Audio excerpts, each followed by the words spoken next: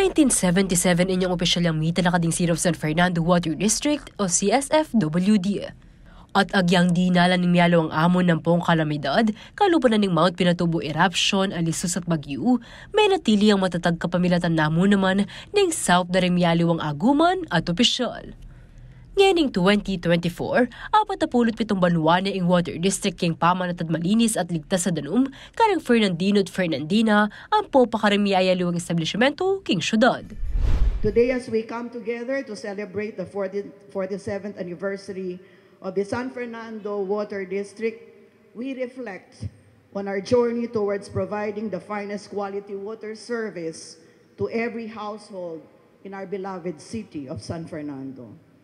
Our commitment, encapsulated in this year's theme, bringing the finest quality service to every household, goes beyond mere words. It is a pledge to ensure that every drop of water reaching our homes is safe, clean, and sustainable, even in the face of mounting challenges. Antig selebrasyon na ng karelang anibersaryo, metong a Thanksgiving Massing Midaw na penimuna ng Archbishop Emeritus Pasiano Aniceto at Reverend Father Melchor C. Choniani Webis, March 7. Dakal po salamat at susuportan niya po yung Water District, especially this 47th anniversary mi. Nga pangako mi po, we will try our best na abemi kita serbisyong karapat dapat para kay kayo. We promise to do our best. Aparte king seguridad ng supply ng danum ang poking kalidad ng balang patak ng danum king gripo, nakalukakalingwan ng water utility provider in kanilang social responsibilities. Dakal lang proyektong susuportahan at gagawan king syudad. May itong kareti ing pamang patalakad hand washing facilities kanang eskwela at health centers.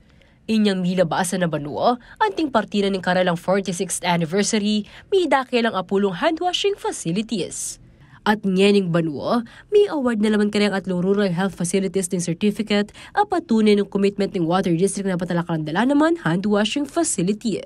May biyala rin king Rural Health Unit 2 at king Barangay Sindalan, Rural Health Unit 4 king Barangay San Agustin, at Rural Health Unit 6 king City Civic Center king Barangay San Isidro.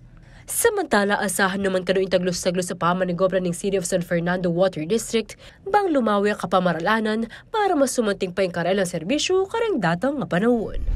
So, most probably, financial naman yung kailangan tamo talaga.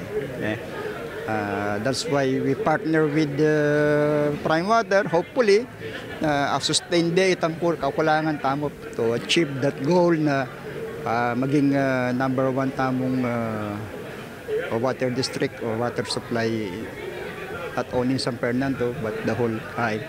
So yung kailangan mo enough supply of water, quality and enough supply. Ito yung target namin number one hala na mga liwa. That is our mandate. Ako, Inke Kain Talasuyo, Liana Kanilaw, ating pusong makabalin.